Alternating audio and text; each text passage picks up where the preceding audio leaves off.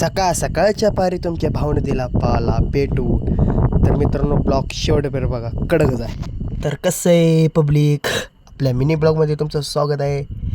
आज विषय असा होता की आज काय आपल्याला काम नव्हतं. आज फक्त आपल्याला दाजीच्या हाताखाली कामाला द्यायचं होतं. आली की BMW सॉरी स्प्लेंडर निघालो स्टिंग आणायला. तेवढ्यात दाजी पण आलते.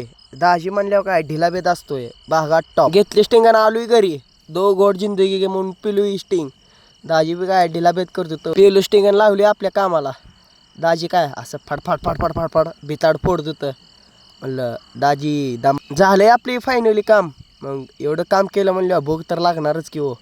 मग काय बसलोय जेवाय.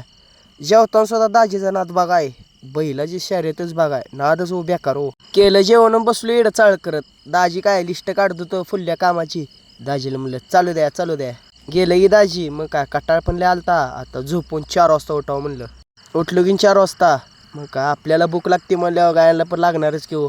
निघालो वैरण टोलली वैरण भरली गाड्यात. राव मनाला आलतं ती झालंच की संपले गाडीतलं तेल.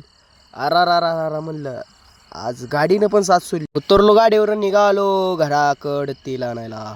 घेतलं तेल निघालोय माघारी गाडीच्या दिशेने. भागात टॉप म्हणून ओतले टॉपचं गाडीत तेल.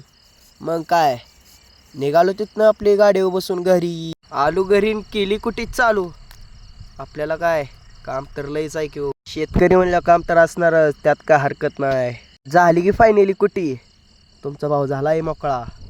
चांगल्या बोले कू एक कप चाय पिऊ. तर मित्रांनो ब्लॉग आवडल्यास लाईक फॉलो कमेंट करा.